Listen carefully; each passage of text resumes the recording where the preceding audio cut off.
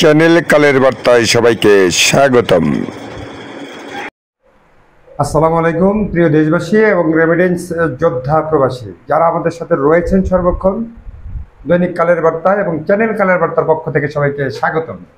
আমরা সমাজে ঘটে যাওয়া নানান ঘটনা, দুর্ঘটনা, সামাজিক দুর্ভোগ, জনদুর্ভোগ, মানুষের সুখ দুঃখ ও সাফল্যের সংবাদ আপনাদের মাঝে তুলে ধরে থাকি।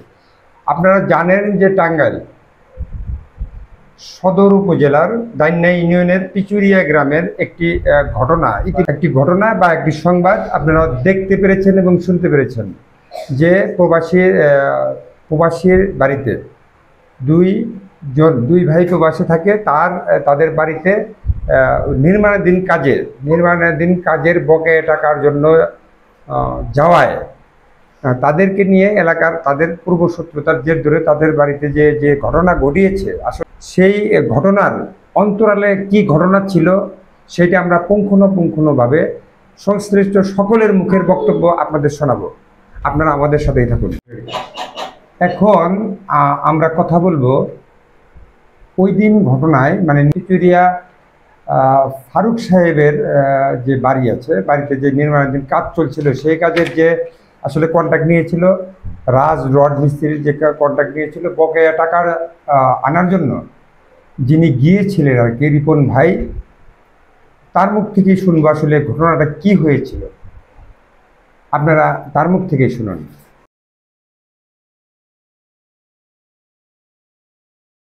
আসসালামু আলাইকুম। ওয়ালাইকুম আসসালাম। রিপন ভাই, ওই দিন পিচুরিয়াতে একটা ঘটনা আমরা শুনছিলাম। হ্যাঁ জি, এটা আসলে মূল ঘটনাটা আসলে কি হয়েছিল আপনার পরিচয়টা দিয়ে আপনি একটু বলেন। আমি মোহাম্মদ রিপন হাসান, আমার ভাষা হচ্ছে বাসাখানপুর। জি জি। আমি একজন পেশাদার রাজ রড মিস্ত্রি ঠিকাদার। তো ফারুক ভাইয়ের সাথে আমার বিগত 10 বছরের একটা সম্পর্ক। তো ওনাকে কি আপনি আগে থেকে চেনেন? জি, ওনাকে আমি অনেক আগে থেকে চিনি। জি জি জি। বাড়ি নির্মাণ আগে থেকে চিনি। তো সেই সুবাদে মাঝে মাঝে কথা বলতাম। সে আমার বাসায় আসতো, আমি তার বাসায় যাইতাম। অনেক কাজের আগের থেকে যাতায়াত ছিল ওনার সাথে। তো এই মতো অবস্থায় মানে আপনি বিদেশে উনি যখন প্রবাসে যায়, প্রবাসে যাওয়ার পরেও আপনার সাথে যোগাযোগ আছে? জি জি জি, প্রবাসে যাওয়ার আগে। আচ্ছা আচ্ছা, ঠিক আছে বলেন। প্রবাসে যাওয়ার পরেও কথা বলতাম এবং উনি ছুটিতে আসলে আমার বাসায় আসতো। জি জি। ওনার ওয়াইফকে নিয়ে আসতো এবং আমিও যাইতাম, আমার ওয়াইফকে নিয়ে যাইতাম। তো এরকম একটা সম্পর্ক ছিল। তো এই মতো অবস্থায় সে একটা কাজের প্রসঙ্গ বললো যে বাসায় একটু বিল্ডিং করবো, কিভাবে করা যায়। জি জি। তো সে সুবাদে আমি কথা বলি এবং স্পটে যা দেখি। ওখানে যে গেলেন কাজ করবেন, আপনার বন্ধু আপনাকে পাঠাইছে? জি। তো আপনাকে কাজ কিভাবে দিল? আমি ওইখানে কাজ দেখার জন্য যাওয়ার পর উনি যে যার কাছ থেকে জায়গাটা কিনেছে বাড়ি করার জন্য, তো আমি যাওয়া মাত্র উনি আপত্তি করেছে যে কাজটা আমি করবো এবং আমার ছেলে কাজ করে, প্লাস আমার লোক আছে আলাদা করাবো। তো আপনি এর মাঝে আসেন না, যেহেতু আমার প্রতিবেশী কাজটা আমি করবো।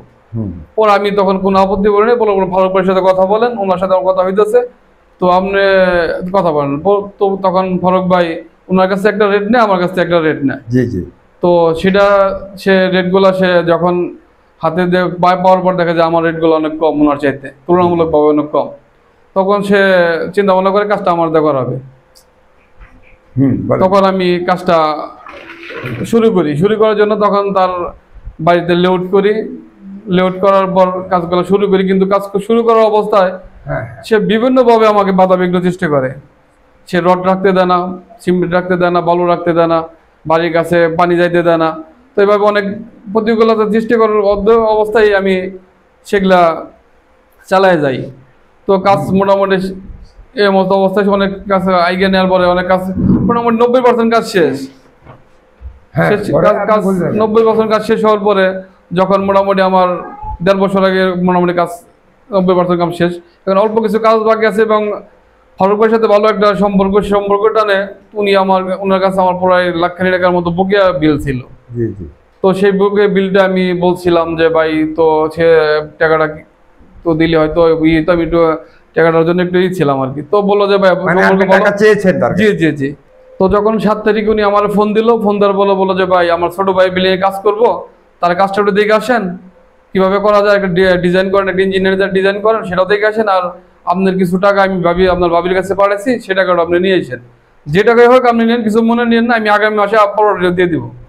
তো আমি সেই টাকার জন্য যখন আমি 8 তারিখে আমার ফোন দিল দুপুরবেলা যে আজকে যে নিয়ে আসেন, তখন আমি বললাম যে কখন যাবো, বললো যে 7টার দিকে যান, যে টাকাটা নিয়ে আসেন, উনি বাসায় নেই, 7টার দিকে বাসায় আসবো, আমরা জানি। আমি তখন 7:30টার সময় আমার এক বন্ধু নিয়ে আমি টাকার জন্য ওখানে যাই। যাওয়ার পরে কথা বলি, কথা বলার পরে আমি বাইরে ফোন দিই। ফোন দিলের পরে ভাই বললো যে আপনার ভাবিরে দেন, আমি টাকাগুলো বলে দিই। পরে ভাবির ফোন দেওয়ার পরে ভাবি টাকাগুলা 50,000 টাকা আমার হাতে দেয়। তো তখন আমার সে 50,000 টাকা ভাই এসে হাতে দেয়। পর আমি একটু আপত্তি করি যে ভাই আমার একটু বাড়াই দেন, আমার একটু সমস্যা চলতেছে। তখন সে ভাইয়ের সাথে কথা বলে আমার আর 10,000 টাকা দেয়, 60,000 টাকা আমাকে দেয়। দেওয়ার পরে আমি যখন চলে আসবো তখন ভাই বলে যে চা না খাই দেন, যাইতে না পারে। তো যখন আমি টাকাটা হাতে পাইলাম, তারপরে টাকাটা আমি গুনার পরে পকেটে ঢুকাইছি, রাখার পরে তো ভাবি আমার বলতেছে যে আপনার ভাই বলছে চা খাওয়ার জন্য। তখন আমি ভাইয়ের মোবাইলে কথাই বলতেছি, তো বলছি যে না এখন চা খাবো না, চলে যাবো। এমতো অবস্থায় বাইরে গেটের ভিতরে একটা শব্দ আসে, ভাবি দৌড়ে যায় ঘরের শব্দগুলো কি আসতেছে গেট খোলার জন্য। গেটের শব্দ হওয়ার পরে ভাবি যখন বাইরে চলে যায় যে কি আসছে দেখার জন্য, তখন আমি চলে যাওয়ার জন্য আমি বাইরে চলে যাই। তখন ভাইয়ের সাথে ফোনে লাইনে ছিলাম, আমি কথা বলতেছি এমতো অবস্থায় বাইরে থেকে লোকজন হুট করে ভিতর ঢুকলো। ঢোকার পরে আমাদের বেদ মারা শুরু করে দিল। সবাইকে মারতেছে? জি, সবাই। আমারে প্লাস আমার সাথে বন্ধু ছিল ওনারও, ভাবিরে এবং বাইরের মেয়ে সবাইরেই, কারো বাদ রাখে নাই। বেদম মারামারি শুরু করছে, কোনো কিছু প্রশ্নও করতে দেয় নাই, কথাও বলতে দেয় নাই। এর মতো তো বাই লাইনে ভাইও চিৎকার করতেছে কি হয়েছে মানে এভাবে বলতেছে, আমি কথা বলতে পারতেছি না। আমাদের এভাবে রডে পিটানোর পরে যখন বেদম পিটাইতেছে, পিটানোর পরে আমার হুন্ডাটা ভেঙে পারলেছে ওই বাইরে থেকে। তারপর আমাদের কাছ থেকে যে মোবাইলগুলো ছিল, মোবাইলগুলো সিজ করে নিয়ে গেছে। যে আপনি যে কথা বলতেছিলেন সেই মোবাইল, ওই যে ফারুক সাহেবের সাথে ও মোবাইলটা পরবর্তী নিয়ে গেছে, ও মোবাইলটা নিয়ে গেছে। আমার পকেটে দুটো, একটা অ্যান্ড্রয়েড ফোন ছিল, একটা নর্মাল বাটন ফোন ছিল, এটাও নিয়ে গেছে। এবং ভাবি যে টাকাটা দিয়েছিল আমার 60,000, সে টাকাটাও আমার কাছ থেকে নিয়ে যায় এবং অনেক মারামারি করে। এবং আপনি একাই তো মারে নাই, সবাইই তো মারছে সবাই, কাউরে বাদ রাখে। ছোট বাচ্চা যে ছিল বাচ্চারাও মারছে। মারার পরে এদের কাছে যা গয়নাগুলো ছিল সেগুলো টানাটানি করে ছিঁড়াছিঁড়ি করছে, ছিঁড়ে নিয়ে গেছে। তো এবং যাতে বুঝলাম এদের বাপ আমাদের স্বীকারোক্তির জন্য অনেক চেষ্টা করার পর যখন দেখছে যে না নিরুপায় পারতেছে না, তো এমতো অবস্থায় পরে বলে না স্বীকার তো করাবোই, ঘরের ভিতরে নিয়ে উল্টো কিছু করি। তারপর ইউটিউবার কিছু চ্যানেলের লোকগুলো আনি, আইনা মানহানি করি। তারপর দেখবি সব বাইরে গেছে গা, একাই সব দিবি, টাকাও দিবি, পয়সা দিবি, সবই দিবি, তোকে ইজ্জত যাবো, সবই যাবো। পরে এইভাবে আমাদের টানেছে ঘরের ভিতর নেওয়ার পরে কয়েক দফা মারের স্বীকারোক্তি করার জন্য, কিন্তু চেষ্টাই করছে আর কি। তো আসলে আমরা তো এই সমস্ত কোনো কাজে জড়িত না, আমরা তো ছিলাম সৎ উদ্দেশ্যে ওখানে যাওয়া।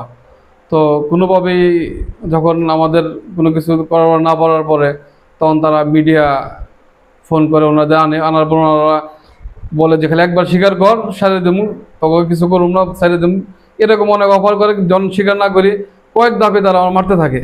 ইউটিউবেররাও মারছে, ইউটিউবের মানে নির্দেশে মারে যে মার শিকার আমরা তো আছি, স্বীকারোক্তি না নিয়ে আমরা যেতে পারতেছি না, আমাদের স্বীকারোক্তি নিতে হবে।